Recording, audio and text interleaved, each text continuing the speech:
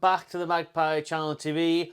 1 week to go. And that is it. We are now in the final week of the transfer window. Next Thursday, it will be shut. And apparently it could be a very busy week still at Newcastle United. Unlike the rest of this month, that's been very quiet. We've only seen Manquillo leave to Celta Vigo on a free. A sale is pending on 2 or 3 of our big players that have been linked to leave all window. Your Trippier, who looks like he's staying now, but you've still got obviously Lascelles, Almiron, and today we talk about Callum Wilson, Newcastle's number 9. Before we do that, please do subscribe to the channel and give this one a like if you're enjoying the video. Black Cats, only 2 left. The white ones are gone. You absolutely love them. They've sold out again within 2 days. Thanks very much to everyone that has ordered one. I have put another order in and the white hats will be back in stock within the next week or so. MagpieChannel.com for all your merch. And I do want to shout out our new followers. Well, they could have been following for a while, watching on YouTube, I'm sure. So they're probably watching this one again. You know how it is. Ant and Deck. Yes. Big them up. They followed us last night on Instagram. So if they're following me, you should be. If you're not already, Instagram at the Magpie Channel. Ant and Deck watching these videos there. Absolutely love it. Saying buongiorno to each other in the house. Enjoy yourselves. Enjoy yourself, Ant and Deck. And hopefully, I'll see you soon. See what happens there. So, let's dive into it. No more messing around. Transfer window. Today's big story, so far anyways. No, I'll probably be back tonight. You know what I mean? I've got the gym and everything to do this afternoon, so I'm getting this one out of the way. No doubt I could be back tonight if anything develops. But as it stands, at 3 p.m. on Thursday afternoon, we are selling Callum Wilson, according to the Standard. So, he's been going all window now, hasn't he? The past week or so, Wilson, on his way out. And I said it in that video where he was linked to Atletico Madrid, that this would definitely alert other clubs. Now, Darren Eales' interview alerted everybody in the world that Newcastle had to sell players. And it definitely hasn't stopped there. So now, after Madrid had a loan bid turned down, AC Milan were also linked with Wilson. It's now hit our local shores. Well, not that local, national shores, shall I say. It's not like Sunderland or Borough, Gateshead are going to be able to afford Wilson, is it? National Premier League clubs are now targeting Wilson. Eyes are open. Ears are listening.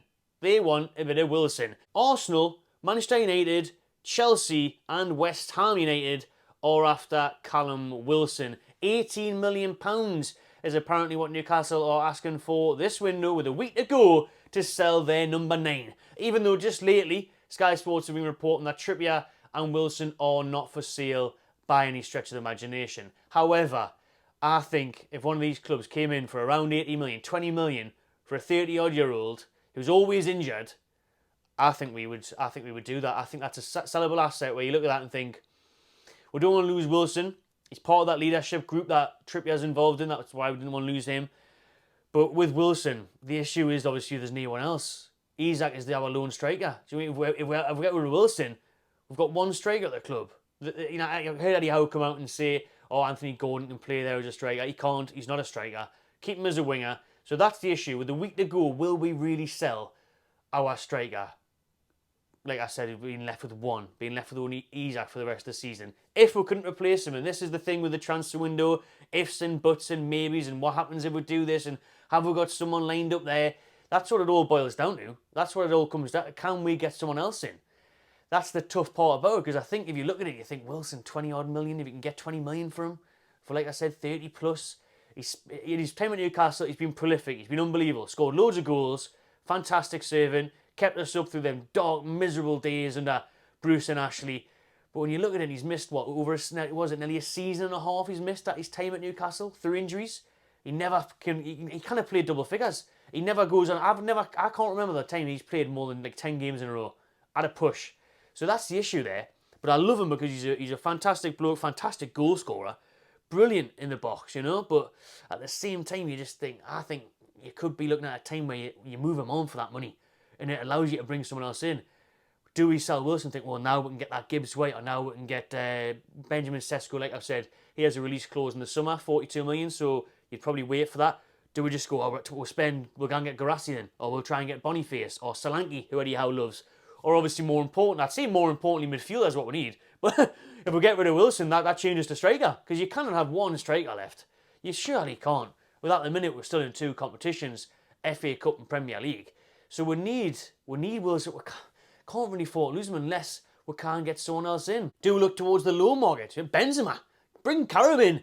He's 36, I'm not asked. Short-term solutions, get him in. Last few months of the window, Callum Benzema at the tune. Imagine that. The owners would love that. Shirt sales, global viewing, bang. But the problem is he's been linked with Man United, but they're refusing to pay his high wage demand. So if Man United and that aren't going to pay his wages, because he's been linked with Chelsea as well, I could see that happening. Chelsea love signing a striker like that, don't they? But if they're concerned about his wage demands, he must be on a few £100 a week, easy, over there in Saudi. So if they're not going to pay it, we're not going to pay it. There's no way we pay Benzema's wages. Can we come to a little joint agreement that would wind everyone up since the whole Saudi Arabian connection? If the Saudi team pay 50-70% of his wages, yes please, that would be nice. I'm joking to say because I can't see that one happening. I think Benzema's still a top class player for his age, doesn't matter. And he does stay fit, and he is an absolute machine, goal scoring machine. So I would love that. I'd love to see him in the Premier League. To be fair, if he doesn't come to us, I wouldn't mind seeing him at another team. Well, I wouldn't actually at the minute because they're our rivals, the Man United and Chelsea's. But Arsenal, I wouldn't mind seeing him in Arsenal because we're not going to catch Arsenal. So if he went to Arsenal, I think that would be great for them. But again, apparently it's his wages. He wants that move to the Premier League. He said he's just like Henderson, doesn't want to be in Saudi anymore. He wants that move. But if his wages are sky high, he's going to have to compromise. Another alternative option where you think with Callum Wilson, you're thinking just get someone in now short term until you get that long-term target in the summer, a Sesko or a young striker from abroad, whatever it may be. Evan Ferguson, Brighton, lovely. But ridiculous price, not going to happen. Just joking. What I am saying is a short term, Mitrovic. Said it from the start of the window. Bring back Mitro. Let's have a bit of Mitro back the tune. Lovely. Mitrovic. Short term, loan him in from Saudi. Got Wilson off the books. 20 million for him. Happy days. Something like that would be great. It really would. Because if you're not going to do that, like I said, I wouldn't think we'd sign a striker this window now for the money it would take and the lack of time we've got left. It probably would have to be a loan or some sort of Slimani. I see Islam Slimani is available.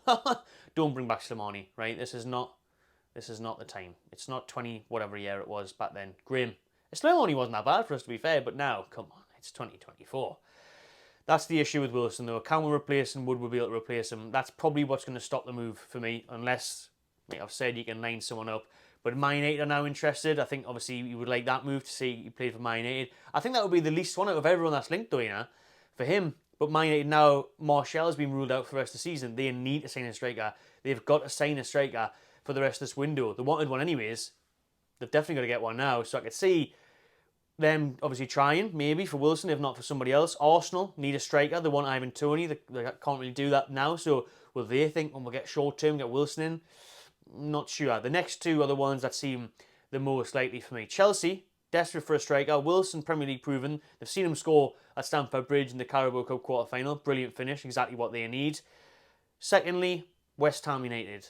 Linking up with his good old podcast buddy, Miguel Antonio, a very close friend of his. And for that one, again, being down London, very, very close to his family there on the south coast. Jump on the train, jump in his Lamborghini Jeep, to be fair, drive down to Bournemouth, and he's nice and close to his relatives again. I think that move would suit him now.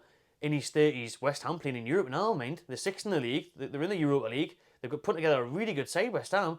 A midfield of Alvarez, Ward-Prowse and Phillips. Up front, Paqueta, Bowen, Kudos. Good team. West Ham now.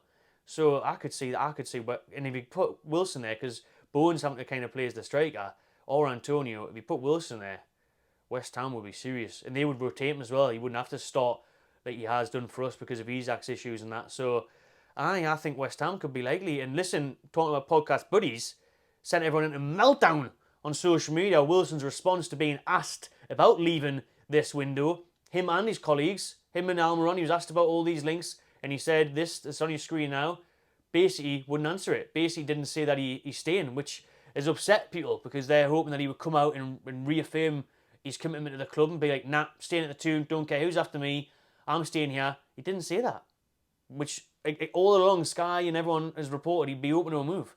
As soon as the Madrid rumours came out, they said he'd be open to a move. So that's unsettled people a little bit and kind of does signal that he could move in the last week of the window. It really has, because you look at that now. If he was set, you would just say, nah, yeah, there's bound to be interest, but nah, I'm staying. To not say he's staying, well, you never know. He's leaving it open, put it that way. He's leaving it open, Callum Wilson, to a move. Who's not open to a move, let's finish off on this one, is Miggy to Saudi. Newcastle, like I said on last night's video, have apparently agreed a fee with Al-Shabaab. Al-Shabaab are now talking to Almiron, but he's not keen on a move, and definitely not in January. He doesn't fancy switching sides this month, which will probably be a bit gutting to the Newcastle owners, considering if we can get 20 to 30 million for him.